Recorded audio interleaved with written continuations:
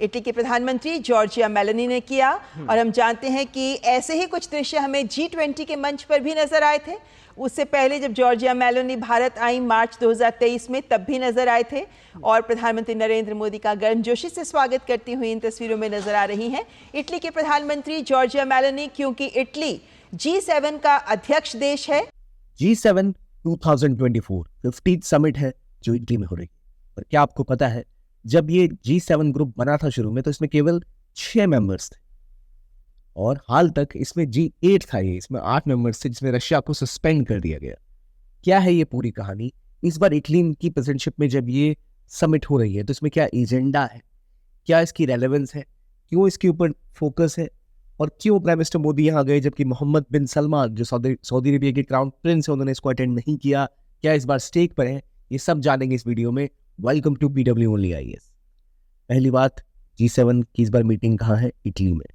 जो उनका प्रेसिडेंट होता है, जो मेंबरशिप को लीड करता है, वही बताता है कि एजेंडा क्या है इस बार। तो अब की बार इटली की बारी है और प्राइम मिनिस्टर मोदी भी इटली पहुंच चुके हैं। जो इटालियन प्राइम मिनिस्टर है जॉर्जिया मेलोनी, उनके अंदर ये पहली बड़ी कॉन्फ्रेंस जो रिसेंट वो चुन के आई है उसके बाद वहां पे हो रही है। तो G7 में पहली बात कितने कंट्रीज है? 7 कंट्रीज है।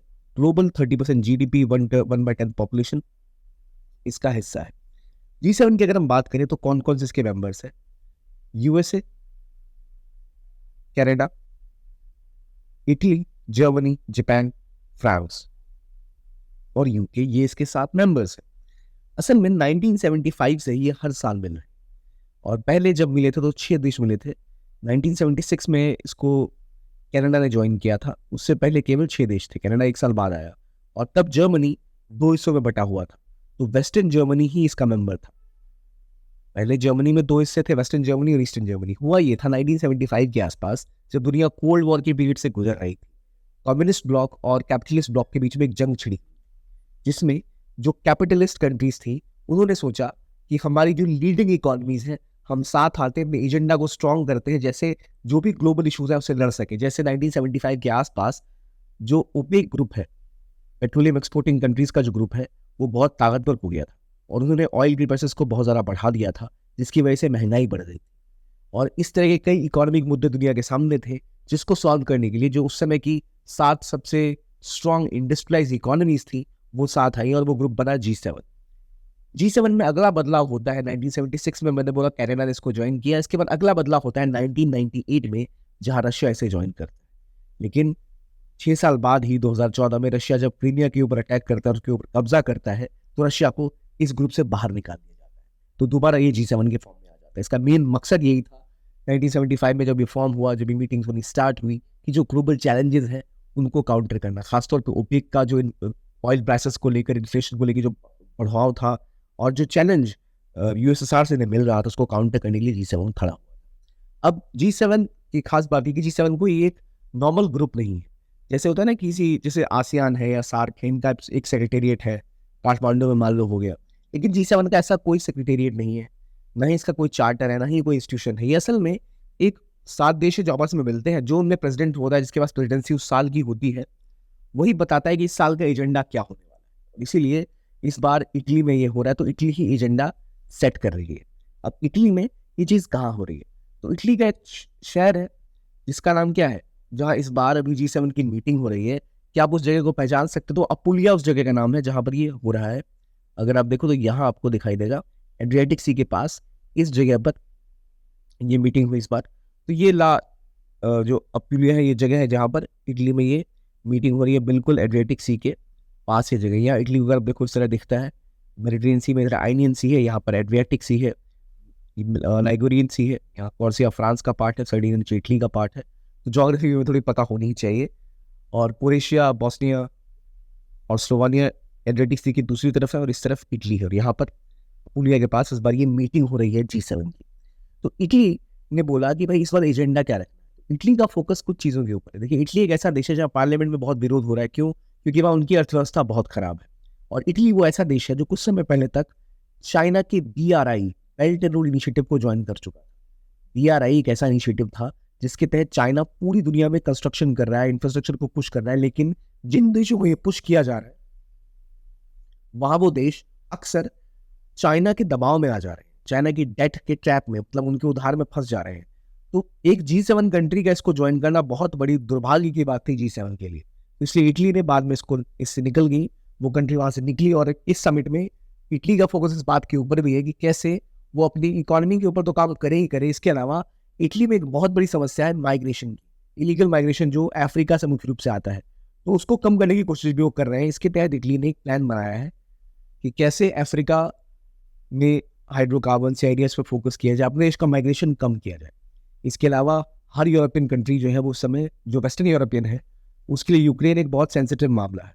यूक्रेन पे किस तरह यूक्रेन और हेल्प की जाए वो कोशिश है, प्लस गाजा और इसराइल के बीच में जो विवाद चल रहा है उसको कैसे रिजॉल्व किया जाए, और एआई के ऊपर कोऑपरेशन को कैसे बढ़ावा दिया जाए, एथिकल एआई को कैसे बढ़ावा दिया जाए, कैसे उसे रेगुलेट किया जाए, ये भी इस बात का प्रमुख जो है वो मुद्दा है। कहाँ समिट हो रही है? अपुलिया में। अपुलिया कहाँ है? इटली में, एड्रियाटिक सी के पास। एजेंडा क्या है इस बार का? इटली के लिए 3 चीजें इंपॉर्टेंट है। सबसे पहले cooperation on AI, second Africa में इंफ्रास्ट्रक्चर और इन्वेस्टमेंट में फोकस, एंड इनिशियली यूक्रेन और गाजा। ये मुख्य रूप से चीजें हैं। इसके अलावा इकोनॉमिक कोऑपरेशन तो होता ही है हर बार एजेंडा। इटली ने बोला है ये कि पहले ऑलरेडी ही G7 की कंट्रीज क्या कर चुकी है, जो भी रशियन इन्वेस्टमेंट थी या रशिया का कुछ अगर पैसा रशियन गवर्नमेंट का वहां के बैंक्स में पड़ा था, सेंट्रल बैंक्स में, इन लोगों ने ऑलरेडी उस पैसे को कब्जा कर लिया, उसको फ्रोज कर लिया। और तो अराउंड 325 बिलियन US डॉलर्स जो है वो रशिया के इन्होंने जब्त कर लिए। अब कहानी ये चल रही है कि जो हमने जब्त किया है इसके ऊपर जो इंटरेस्ट मिल रहा है, हम वो इंटरेस्ट किस तरह यूक्रेन को दे। है पैसा रशिया का, जब्त हमने रशिया का पैसा किया, फ्रोज कर लिए उनके एसेट्स, लेकिन अब ये बात की जा रही है कि जो भी इससे इंटरेस्ट होगा वो हम यूक्रेन को दे दें ताकि उनकी हेल्प हो। इसके अलावा इस इंटरेस्ट से उनकी उम्मीद है कि लगभग $50 बिलियन तक की मदद यूक्रेन की हो पाएगी। प्राइम मिनिस्टर जो ब्रिटेन के हैं सुनक ऋषि, वो लगातार कह रहे हैं कि भाई जितना हो सके हमें यूक्रेन की मदद करनी चाहिए। और जो बाइडेन ने भी कहा था कि हमें गाजा में सारी वॉर खत्म करनी है, तो इसको भी सपोर्ट करने की बात यहाँ पे की जा रही है। कोशिश है कि ये अपनी मीटिंग के थ्रू किसी तरह इजराइल और हमास के बीच में ये बात करा दे कि जो लोग बंदी बनाए गए थे हमास के द्वारा वापस आ जाए और इजराइल इस वॉर को रोक दे, क्योंकि इसमें कई लोग ये जाने जा रहे हैं। ये अभी प्रेजेंट एजेंडा है। और जैसे मैंने आपको बताया, इटली में एक बहुत बड़ी दिक्कत ये है, इटली के साथ प्रॉब्लम है कि वहाँ अफ्रीका से काफ़ी ज़्यादा माइग्रेशन होता है, इसको रोकना चाहते हैं। तो वहाँ इसीलिए फोकस करते हुए वो वहाँ पर एक अपना मेटाई प्लान भी लेके आए थे, मेटाई प्लान ऑफ इटली, जो फोकस करता था कैसे हम अफ्रीका को एनर्जी इंडिपेंडेंट बना सकते हैं, उनकी डिपेंडेंस बाकी के सोर्सेज पे कम करना, यानी चाइनीज सोर्सेज पे कम करना और स्टेबिलिटी को बढ़ाना, ये फोकस है। तो इटली और अफ्रीका के बीच में कोऑपरेशन को बढ़ाना, वहाँ पर इरेगुलर जो माइग्रेशन हो रहा है उसको कंट्रोल करना, उसको चैनलाइज करना, ये मेन एजेंडा है मेटाई प्लान का। तो ये प्लान अलग से पहले इटली ला चुका है। तो मेटाई प्लान किसका है? तो इटली का है, और ये अफ्रीका के साथ उनकी कोऑर्डिनेशन कोलैबोरेशन के ऊपर फोकस करता है। तो यहाँ उस चीज़ को एजेंडा पे रखते हुए इटली चाहता है कि भाई इसके ऊपर और G7 कुछ चीज़ें लेके आए। जैसे पिछली बार क्या हुआ था, एक इन्होंने कोशिश की थी, एंटी कोर्सन पैक्ट लेके आए थे। एंटी कोर्सन पैक्ट आया था, जापान ने पुश किया था इसके लिए। एंटी कोर्सन पैक्ट का मुद्दा ये था कि किसी भी तरह रशिया और जो चाइना है वो अगर किसी को मदद दे रहा है तो किसी देश को वो कोर्स ना कर पाए, धक्का देके जबरदस्ती कुछ काम ना करा पाए। तो इस बार इनका फोकस है अफ्रीका के ऊपर, एआई के ऊपर। तो ये इटली का एजेंडा इस बार है। खास बात यह है कि इस बार भी प्राइम मिनिस्टर मोदी वहां पहुंचे हैं। इंडिया एक इंपॉर्टेंट पार्टनर की तरह देखा जाता है G7 में, हालांकि G7 का मेंबर नहीं है, लेकिन इस रीजन में जो पॉलिटिक्स हो रही है वहाँ इंडिया की रेलेवेंस बहुत ज़्यादा है। उसको ध्यान में रखते हुए हर साल इंडिया को इन्वाइट किया जाता है। एक डायलॉग और डिप्लोमेसी पे इंडिया का जो स्टैंड है वो आज भी खड़ा है। प्राइम मिनिस्टर मोदी ने वहाँ जाके बोला कि चाहे मामला इटली का हो या फिर इसराइल का हो या यूक्रेन का हो, dialogue and diplomacy is the right approach. जो सऊदी अरेबिया के क्राउन प्रिंस है मोहम्मद बिन सलमान, उन्होंने G7 की मीटिंग को स्किप किया। वजह बताई कि उनकी हज की यात्रा थी, इस वजह से वो उसको अटेंड नहीं कर पाए। लेकिन इसका मतलब ये नहीं कि सऊदी अरेबिया कोई विवाद है इटली के साथ। इसके अलावा, वैसे मैंने आपको पहले बताया, यूके के PM सोनाक ने बोला है कि हमें यूक्रेन को सपोर्ट करना चाहिए हर तरीके से। और G7 की कंट्रीज ने बोला है कि वो एक कोalition लॉन्च करेंगे, एक ऐसा कोalition जिससे कि माइग्रेंट स्मगलिंग जो होती है यूरोप में उनको रोका जा सके। और जो कंट्रीज हैं जहाँ से माइग्रेशन इस तरह की होती है स्मगलिंग वाली, जहाँ से उनका ऑरिजिन है, जो कंट्री सपोर्ट करती हैं इन चीज़ों को, जहाँ जहाँ से मूवमेंट होती है उसको कैसे कंट्रोल किया जाए, कैसे उस पर लगाम लगाई जाए, ये फोकस होगा इस बार की G7 की मीटिंग। अभी ये मीटिंग चल रही है, इससे बहुत कुछ और बड़ा होने की उम्मीद हम कर सकते हैं। इससे पहले मैंने आपको बताया से एंटी कोर्सन पैक्ट की बात हो गई, PGII लॉन्च हुआ था। इसके अलावा B3W build back better world start हुआ था, जिसका फोकस था इसी तरह जो चाइनीज इन्वेस्टमेंट है, चाइनीज BRI है, उसको चैलेंज करना, तो उस दिशा में भी कुछ हम बढ़ता हुआ इस बात देख सकते हैं। तो ये था आज का वीडियो। देखने के लिए बहुत बहुत धन्यवाद। Keep on watching PW Only IAS and have a nice day.